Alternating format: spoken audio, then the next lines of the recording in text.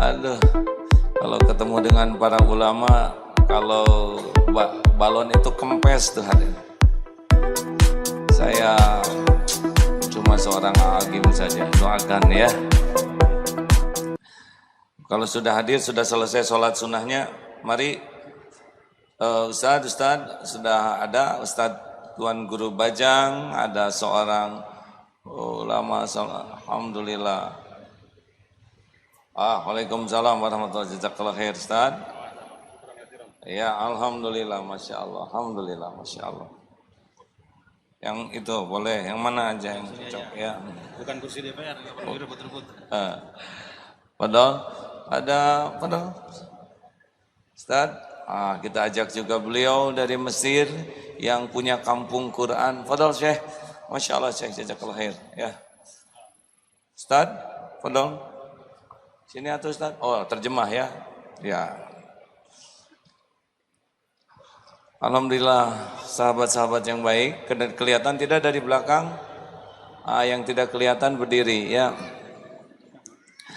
Sahabatku sekalian, apakah Allah Subhanahu wa taala menyaksikan pertemuan ini? Apakah Allah Maha tahu isi hati kita? Apakah Allah mendengarkan setiap yang terucap? Apakah Allah yang mengatur pertemuan ini terjadi? Masya Allah. Pertemuan ini hanya akan bermanfaat kalau pertemuan ini membuat kita semakin yakin kepada Allah. Pertemuan ini akan bermanfaat kalau bisa menambah amal soleh kita.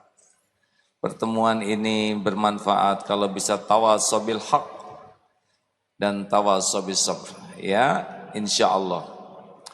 Terima kasih Ustadz sudah hadir bersama kami. Jazakallahu khair. Saya bahasa Arabnya yang bagian ringan-ringan saja ya. Tiga-tiganya ini ahli bahasa Arab. Paham? Terima dong. Bahasa Indonesia ringan-ringan juga. Dia bisa bahasa Indonesia. Terima kasih ya. Terima kasih. Jazakumullah khairan. Saya cinta kamu karena Allah. Masya Allah. Wah, nggak perlu tarjamah dong ya. Allah Subhanahu wa taala wa huwa ma'akum aynama kuntum wallahu bima ta'maluna basyir. Dan dia Allah bersamamu wa huwa ma'akum aynama kuntum, dimanapun kau berada. Wallahu bima ta'maluna basyir. Jadi yang paling penting dalam hidup ini adalah sangat sibuk Allah ma'ana. Karena kalau orang sudah sibuk, Allah maha melihat, Allah maha mendengar, wa huwa sami'ul alim, maha tahu, insya Allah kita akan terjaga. Maksiat itu karena tidak merasa dilihat Allah. Maksiat lahir, maksiat batin karena dia tidak merasa dilihat oleh Allah. Makanya hadirin, barang siapa yang sangat sibuk merasa ditatap Allah, satu, dia akan jadi orang yang ikhlas. Untuk apa sibuk dengan penilaian orang? Benar? Bukan cuek. Orang yang cuek yang tidak peduli penilaian siapapun. Tetapi kita menjadi orang yang sangat sibuk. Allah maha melihat, Allah maha tahu. Adakah tempat yang tersembunyi bagi Allah? Jawab hadirin. Adakah tempat yang tersembunyi? Adakah yang tidak diketahui oleh Allah? Adakah aib-aib yang bisa luput dari pengetahuan Allah? Mengapa kita dihargai orang lain? Karena Allah yang maha tahu menutupi aib, dosa, maksiat, kejelekan kita. Benar? Mana yang lebih berbahaya? Dibukanya aib oleh Allah atau tidak diampuni oleh Allah? Jawab hadirin. Mana yang paling bahaya? Dibuka aib atau tidak diampuni? Banyaknya orang lebih takut dengan terbukanya aib daripada takut tidak diampuni. Tenang hadirin, kalaupun Allah membuka sedikit saja aib kita, itu adalah untuk kebaikan kita pula. agar kita sadar bahwa yang ditutupi Allah lebih banyak, agar kita bisa tersungkur bertobat untuk meminta ampunan atas aib yang dibuka dan yang tidak dibuka.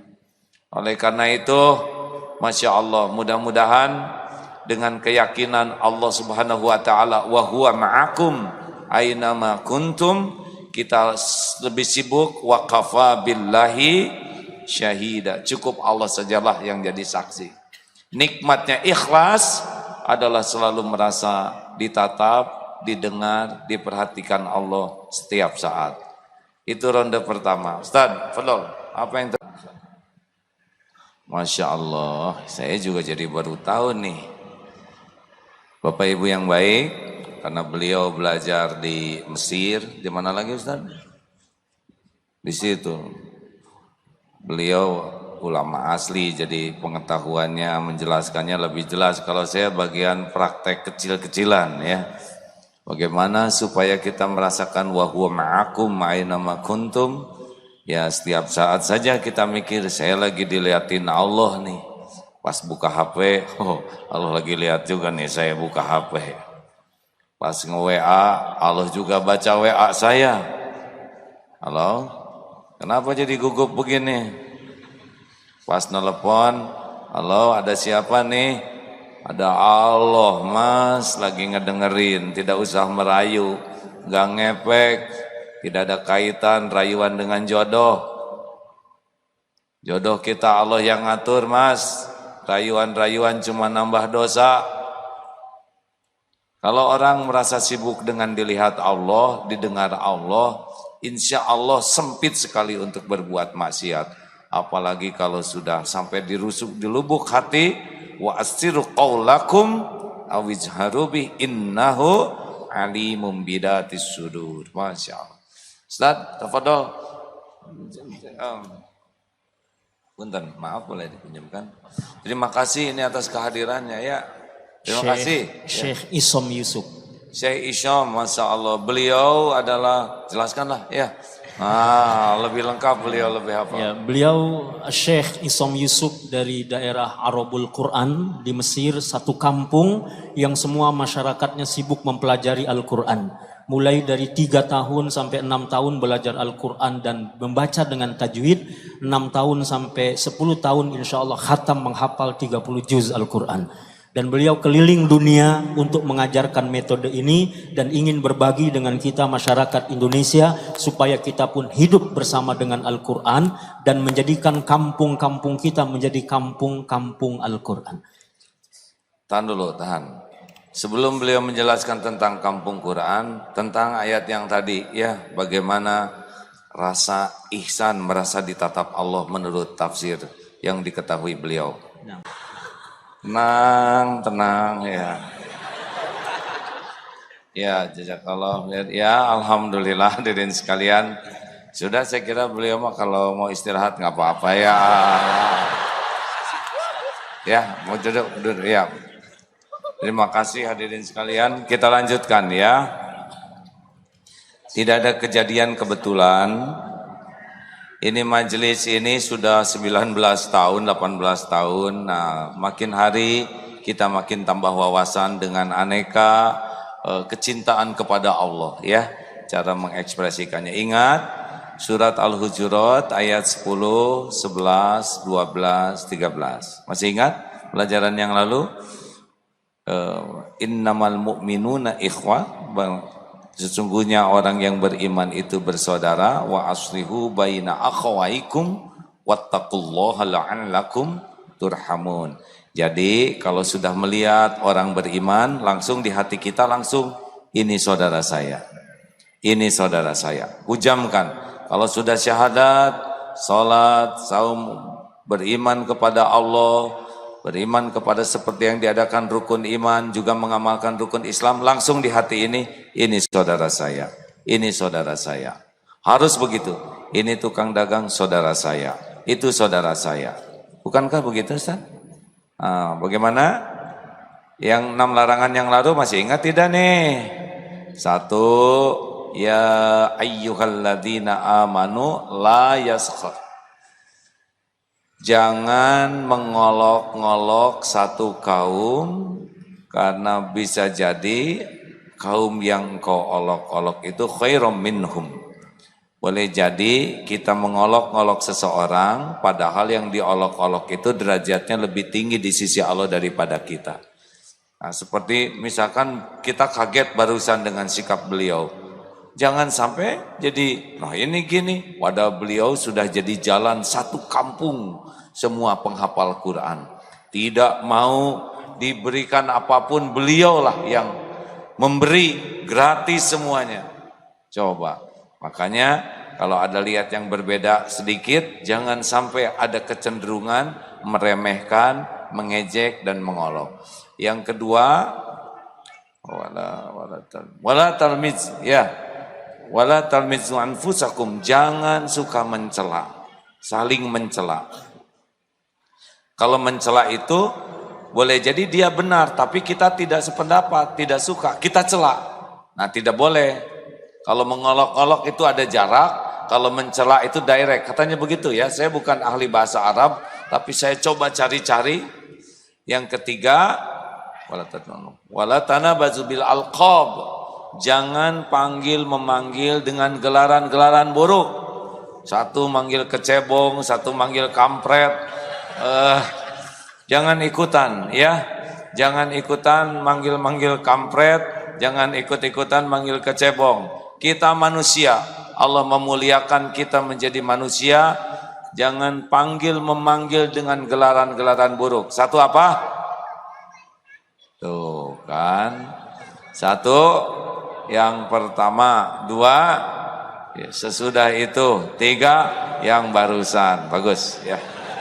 Satu, jangan suka mengolok-ngolok, mengejek, meremehkan. La yadkhulul jannah man kana fi qalbihi mithqala dartin min kibr. Apa orang takabur? Batarul haq wa ghamtun nas, mendustakan kebenaran dan menganggap remeh orang lain. Jangan, hadirin. Ini larangan dalam Al-Quran. Yang kedua, jangan saling mencela. Tiga, jangan panggil memanggil dengan gelaran buruk. Al-Hujurat ayat 12, ya ayyuhalladzina amanu istanibu katsiran minadh-dhann. Jangan berburuk sangka. Cari 1001 alasan untuk husnudzon, berbaik sangka kepada orang yang beriman. Ini Al-Quran, hadirin. Saya coba buka-buka banyak tafsir tentang bagaimana sikap seharusnya kepada orang yang beriman. Berbaik sangka, cari 1001 alasan berbaik sangka. Husnudzon. Wala tajassasu, jangan suka ngorek-ngorek aib, mencari-cari tahu kekurangan, kesalahan, memata-matai, jangan. Yang ketiga, yang keenam, wala yaghtab ba'dukum ba'd. Ayuhibbu ahadukum ayyakula lahma akhihi maitan fakarihtumu. Sukakah engkau memakan daging bagi saudaramu yang sudah mati? Maka larangan yang terakhir adalah bergibah. Apa itu gibah? Mengatakan sesuatu tentang seseorang yang kalau seseorang itu tahu dia akan tidak suka. Itu gibah. Hukumnya seperti apa? Dia seperti memakan daging bangkai saudaranya yang sudah mati. Al-Hujurat ayat 12. Hadirin, hati-hati ya. Jangan sampai kita dalam hiruk pikuk, kita tidak hafal rambu-rambu yang dilarang oleh Al-Quran, akhlak kepada sesama saudara. Satu apa? Saya lebih tenang kan dari beliau. Satu apa? Jangan mengolok-ngolok. Dua, jangan saling mencela. Tiga, jangan. Bolehkah memanggil istri dengan duhai istriku, engkau seperti rembulan dari dekat? Itu juga melukai ya, karena beda. Rembulan itu indah dari jauh. Engkau seperti kerupuk kulit direndam, itu penghinaan, luka, remuk itu ya, dorok-dok. Yang keempat, larangannya apa? Ayo, dilarang berburuk sangka, ya. Yang kelima, dilarang tajasus, mengorek-ngorek aib, mencari tahu. Tidak usah ingin tahu motor teman lunas atau tidak, ya. Dan yang terakhir, jangan bergibah. Bergibah itu bergunjing. Kita mengatakan sesuatu tentang saudara kita yang kalau dia tahu dia akan terluka hatinya. Saya ilmunya sangat-sangat sedikit, tapi saya dengar kalau ilmu yang sedikit diamalkan, itu akan menyelamatkan. Hadirin, pengen ceramah seperti yang lainnya, ya, pala linter, tapi dah hese, ya. Nah, bagaimana kalau kita fokus selain belajar, juga kita fokus beramal yang 6 tadi, sepakat?